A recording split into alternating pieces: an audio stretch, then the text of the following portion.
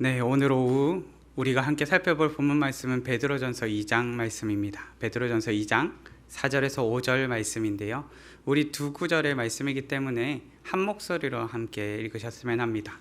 베드로전서 2장 4절에서 5절 말씀입니다. 우리 한 목소리로 함께 읽으시겠습니다.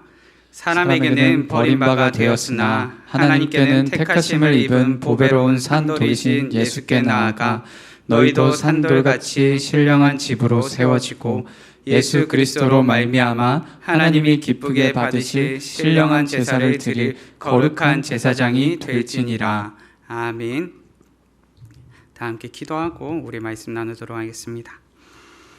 하나님, 우리가 하나님 앞으로 날마다 나아갑니다. 하나님과 사랑하는 믿음의 지체들과 함께 나아가며 때로는 하나님 우리 안에서 가장 지혜롭고 가장 선한 것이 꽃 피어나길 정말 기도하면서 달려갑니다. 하나님, 믿음의 공동체가 하나님께 부름받은 대로 정말 아름다운 공동체로서 살아갈 수 있도록 붙잡아 주시고, 때로는 하나님 우리 가운데 주어지는 여러 가지 어려운 문제들이, 또한 힘겨운 일들이 하나님 안에서 지혜롭게 이겨나갈 수 있는 문제가 되게 하여 주시고, 서로 나누고 서로 사랑하고 서로 함께하는 가운데 믿음의 공동체를 아름답게 세워갈 수 있도록 은혜 베풀어 주시옵소서. 오늘 하나님께서 원하시는, 하나님께서 교회가 어떠해야 하는지 말씀해 주셨던 그 말씀의 구절을 나누게 됩니다. 하나님, 우리가 하나님께서 말씀하시는 교회, 그 교회를 그려볼 수 있는 시간 되게 하여 주시고, 하나님께서 우리에게 말씀하시는 것들에 순종하는 시간 되게 하여 주시옵소서. 감사합니다. 거룩하신 예수님 이름으로 기도드립니다. 아멘.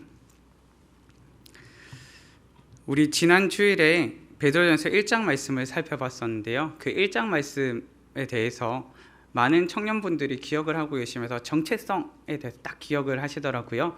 우리가 지난주에 고난을 이기는 비결이 정체성에 있음을 한번 살펴보았습니다. 그러면서 우리에게 있는 여행자 정체성이 아니라 순례자로서의 정체성을 갖고 살기를 한번 나누어 보았었습니다.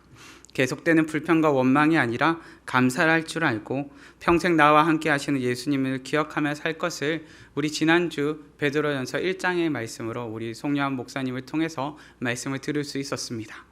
우리 오늘은 몇 장일까요? 예, 감사합니다. 방금 읽었던 2장의 말씀을 통해서 나누어 보고자 하는데요. 그런데 이 2장의 말씀을 살펴보고 있으면 이 2장의 말씀 가운데는 교회의 본질과 관련된 말씀이 담겨 있음을 살펴보게 됩니다. 우리는 교회를 생각하면서 교회는 이러이러해야 된다고 생각을 합니다. 우리가 꿈꾸는 교회의 모습을 머릿속으로 그려보기도 하고, 또 교회를 다니면서 내가 원하는 교회의 모습을 상상해 보기도 합니다. 우리 성도님들께서는 교회가 어떠해야 된다고 생각하십니까? 저는 오늘의 본문 말씀을 살펴보면서 우리 가운데 가져야 할 질문이 무엇일까? 과연 우리가 원하는 교회가 무엇일까를 생각해야 될지, 아니면 다른 무언가를 생각해야 되는가를 한번 고민해 보게 되었습니다. 무슨 말인가 하니까 우리가 가져야 될 질문이 무엇일까를 고민해 보게 되었다는 것입니다. 내가 교회는 어떠해야 된다라고 생각을 해야 될지, 아니면 하나님께서 교회가 어떠해야 될지를 말씀해 주시는지를 고민하게 되었다는 것입니다. 그런데 저는 곰곰이 고민하는 가운데 우리에게 중요한 것이 무엇인가를 따졌을 때, 내가 그리고 꿈꾸는 교회가 아니라 하나님께서 교회를 어떻게 그리고 꿈꾸셨는지, 하나님께서 교회가 어떠해야 된다고 말씀하셨는지를 우리가 살펴보아야 한다는 것을 보게 되었습니다. 오늘의 본문 말씀을 통해서 이 교회의 본질되는 질문, 하나님께서 교회는 어떠해야 하는가 말씀하여 주신 것들에 대해서 크게 세 가지로 살펴보고자 합니다. 먼저 첫째는, 교회는 부름받은 공동체입니다. 본문의 4절 말씀입니다. 사람에게는 버림바가 되었으나 하나님께는 택하심을 입은 보배로운 산돌이신 예수께 나아가. 아멘. 교회를 나타내는 신약의 표현은 에클레시아라는 표현입니다. 에클레시아라는 표현 자체가 부르다라는 의미를 갖고 있습니다. 그렇게 교회란 하나님께 부름받은 공동체입니다. 본문에서는 이를 택하심을 입은이라고 표현합니다. 본문에서 표현된 사람들에게는 버림바가 되었으나 하나님께 택하심을 입은 분은 바로 우리 주 예수 그리스도이십니다. 그 예수님께서는 하나님께 택하심을 입으신 분이십니다. 그런데 여기서 우리가 알게 되는 교회의 특징이 있습니다. 무엇인가 하니까 교회는 사람들의 환호가 들어가 있지 않다는 것입니다. 교회는 하나님께 택함 받은 공동체요, 하나님께 부름 받은 공동체입니다. 그렇게 그 가운데 들어가 있는 것이 세상의 환호와 사람들의 환호로서 부름 받은 공동체가 아니라는 것입니다. 교회는 하나님으로부터 부름 받은 공동체입니다. 그러다 보니 때로는 교회가 미움을 당할 때도 있고 무시를 당할 때도 있습니다. 베드로가 사역하던 당시에도 교회는 핍박의 대상이요 미움의 대상이었습니다. 왜인가 하니까 특별히 베드로 전서가 전달되던 지역은 이방인들이 주류로 그리스도인, 이방인들이 주류로 신앙생활을 하던 지역이었습니다. 그것 가운데서 왜 교회가 핍박을 받고 박해를 받았을까요? 그것은 로마의 사람들이 보기에, 로마의 기준에서 보기에 도저히 로마의 법을 온전히 따르지 않는 저들이 로마의 가치관과 세상의 문화와는 구별되는 가치관을 가지고 자기들만의 무리를 형성하는 교회가 결코 좋아 보이지 않았다는 것입니다. 주기적으로 모이고 로마에 호의적이지도 않은 그들이 좋아 보일 리가 없었습니다. 그런데 우리는 기억할 것이 있습니다. 그들 또한 하나님께 부름받았겠지만 우리 또한 무엇입니까? 하나님께 부름받은 자들입니다. 그렇게 세상의 문화와 가치관과는 구별되는 삶을 살아갑니다. 하나님께서는 우리를 빛으로 부르셨습니다. 빛의 특징은 무엇입니까? 숨겨질 수 없다는 것입니다. 빛은 드러날 수밖에 없습니다. 가릴 수 없고 그 가린 가운데서도 비춰질 수밖에 없는 존재가 바로 빛으로 부름받은 존재입니다. 하나님께서는 빛 가운데 우리와 함께 하시며 빛으로 우리와 함께 걸어가십니다. 우리는 하나님과 함께하는 것을 하나님과 누리는 거룩한 교제라고 표현합니다. 그렇게 부름받은 공동체는 하나님과 거룩한 교제가 있는 공동체입니다. 우리는 하나님께 부름받아 하나님께서 부르신 삶에 참여하는 자로 이 땅을 살아가는 것입니다. 그런데 부름받은 자로 살아갈 때 우리에게 문제가 발생됩니다. 어떤 문제가 발생되는 거 아니까 대답은 네, 하나님을 따라가겠습니다 라고 하고 있지만 부름받은 자리로 돌이키지 못할 때가 있더라는 것입니다. 때로 세상 사람들과 구별된 삶을 살아야 하고 구별된 가치관을 가지고 살아야 하는데 그것이 우리 가운데 어려울 때가 있더라는 것입니다. 우리는 세상과 구별되어 살아가야 된다는 것을 알고 있지만 대답은 네라고 말하고 있지만 우리의 삶 가운데서 구별됨을 원치 않는 나의 모습을 발견할 때도 있더라는 것입니다. 하나님께 나아올 때는 네라고 대답하지만 정작 우리의 삶은 변화되지 않는 것입니다. 믿음의 성도님들 기도할 때가 있으십니까? 기도할 때 발견되는 것은 기도하는 나를 바꾸시는 하나님의 손길을 발견할 때가 있습니다. 그런데 저도 기도하다 보면은 때로는 기도하기 싫을 때가 있습니다. 하나님, 왜 자꾸 저만 바꾸시려고 하세요? 하나님, 왜 기도하는데 왜 자꾸 저보고 고치라고 하세요? 왜 저를 새롭게 하라고 말씀하세요? 저보고 왜 바뀌라고 말씀하세요? 하나님, 저 바뀌기 싫어서 기도하기 싫어요 라는 말이 사실 저도 나올 때가 있습니다. 왜인가 하니까 하나님께서 말씀하신 것이 분명히 옳음에도 불구하고 그렇게 하고 순종해야 됨에도 불구하고 하나님 또 나만 먼저 바뀌라고 하시잖아요. 또 내가 잘못했다고 하시잖아요. 나의 잘못을 깨닫고 나의 부족함을 돌이키는 것이 저에게도 따가울 때가 있더라는 것입니다. 그렇게 우리의 삶 가운데서 발견하게 되는 것, 우리가 하나님께로 순종으로 돌이켜야 하고 우리가 하나님께로 나아가야 함에도 때로는 우리가 그와 같이 나아가지 못할 때도 있더라는 것입니다. 그런데 하나님께서는 이런 우리가 어떠해야 된다고 말씀해 주십니까? 그럼에도 불구하고 예수님께로 나아가야 된다고 말씀해 주십니다. 우리 삶의 변화는 내 힘으로 되지는 않습니다. 우리 삶의 변화는 주님과 함께 할 때에야 가능합니다. 부름받은 삶은 부름받은 자에게로 나아가야지 변화가 가능한 것입니다. 믿음의 성도님들, 그렇기에 교회란 하나님께 부름받은 공동체요, 부름받았기에 부름받은 자에게 순종하며 나아가는 공동체입니다. 본문을 통하여 살펴보게 되는 교회의 본질, 그 둘째는 함께 성장하는 공동체입니다. 본문의 4절 후반부와 5절 전반부의 말씀입니다. 보배로운 산돌이신 예수께 나아가 너희도 산돌같이 신령한 집으로 세워지고 아멘. 누가 교회를 세우십니까? 예수님께서 교회를 세우십니다. 본문에서는 산돌같이라는 표현을 씁니다. 예수님께서는 보배로운 산돌이 되셔서 교회의 기초가 되시며 머리가 되신다 표현한 것입니다. 산돌이라는 표현을 영어 성경에서 살펴보면 리빙스톤이라는 표현을 사용하고 있습니다. 산돌이라는 표현을 통해 무엇을 보여줍니까? 교회가 살아있음을, 또한 교회가 성장이 있다는 것을 깨닫게 하는 것입니다. 살아있다는 것은 변화가 있다는 것이요, 살아있다는 것은 성장이 있음을 보여주는 것입니다. 끊임없이 변화하고 성장할 수 있음이 이 표현 가운데 담겨 있습니다. 그렇게 교회란 함께 성장하는 공동체입니다. 그런데 여기에 우리의 고민이 담깁니다. 헨리 나우엔이라는 분은 공동체를 이렇게 표현합니다. 가장 함께 살기 싫은 사람이 반드시 살고 있는 곳이라고 표현합니다. 혹시 공감이 되십니까? 우리 성도님들께서는 교회 공동체를 어떻게 표현하시는지 잘 모르겠습니다. 그럼에도 교회 공동체를 표현하시고 나타내시면서 다양하게 정의하시겠지요.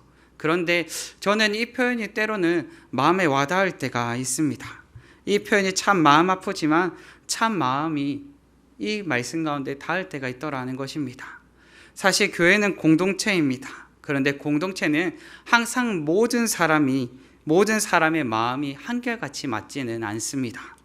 때로는 나를 힘들게 하고, 때로는 나를 아프게 하고, 때로는 정말 함께하기 힘든 사람이 있는 곳이 바로 공동체입니다. 왜냐하면 교회는 완벽한 사람들의 공동체가 아닙니다. 하나님이 보시기에는 하나님의 영광에 늘 부끄러울 수 없는 사람들로 가득한 곳이 바로 교회입니다. 교회는 완벽한 사람들의 공동체가 아니기 때문에 날마다 주님 앞으로 나오면서 나의 죄를 고백하고, 날마다 주님 앞에 나오면서 나의 죄인됨을 고백하며 나오는 것입니다. 그렇게 주님의 긍휼을 힘입기를 원하고 주님을 날마다 본받기를 원한다고 고백하면서 기도하며 간구하는 것입니다. 베드로전서 2장에서는 이와 같이 표현합니다. 갓난 아기들 같이 순전하고 신령한 젖을 사모하라. 갓난 아기들이 하는 일이 무엇입니까? 잘 먹고 잘 내보내는 일을 합니다. 먹은 대로 내보내는 것이 갓난 아기들의 일입니다. 믿음의 공동체가 신령한 젖을 먹음으로 내보낼 것은 우리를 구원에 이르도록 자라게 하는 것이어야 합니다. 우리가 함께 성장하도록 하는 것이어야 합니다.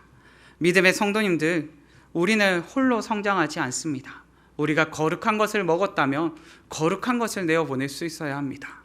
우리가 하나님 아버지 앞에서 신령한 젖, 하나님의 신령한 말씀을 공급받고 있다면 우리를 통하여 나아가야 하고 내보내야 할 것은 바로 신령한 말씀이 우리를 통해 흘러가야 한다는 것입니다. 우리는 우리 홀로 성장하지 않고 주님과 함께 성장합니다. 주님께서 부르신 믿음의 공동체와 함께 성장합니다. 때로는 믿음의 공동체 안에서 누리는 기쁨이 나를 성장시키기도 합니다. 그런데 또 때로는 믿음의 공동체 안에서 누리는 아픔이 나를 성장시키기도 합니다. 믿음의 공동체는 정적인 공동체가 아닙니다. 살아있는 공동체요, 역동하는 공동체요, 또한 변화하는 공동체입니다. 이 가운데 함께 성장하는 공동체로 우리가 달려가기를 바랍니다. 믿음의 성도님들, 우리는 주님과 함께 성장하는, 주님과 함께하는 공동체입니다. 본문을 통해 살피게 되는 교회의 본질, 그 셋째는 기쁘게 받으시는 공동체입니다. 본문의 5절 말씀입니다. 너희도 산돌같이 신령한 집으로 세워지고 예수 그리스도로 말미암아 하나님이 기쁘게 받으실 신령한 제사를 드릴 거룩한 제사장이 될지니라. 아멘.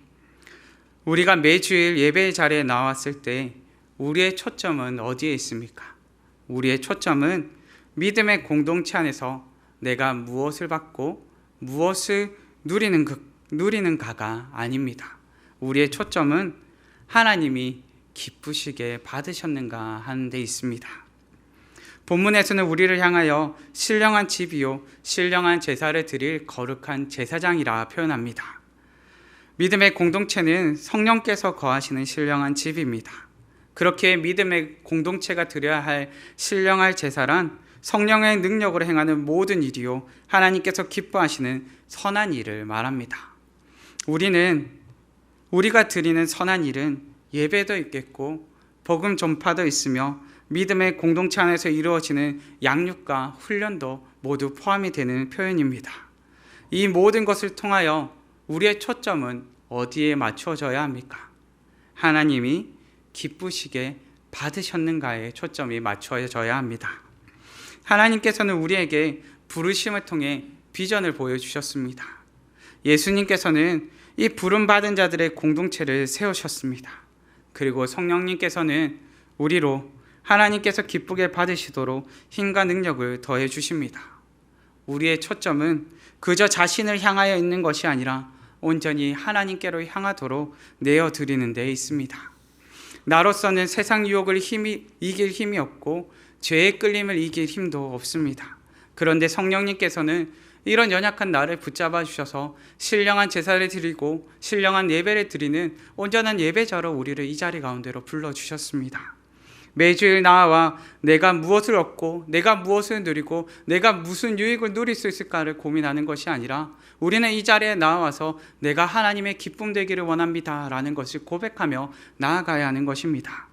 내가 하나님의 기쁨이 될 수 있도록 우리 주님께 붙들리는 자가 되기를 간절히 바랍니다.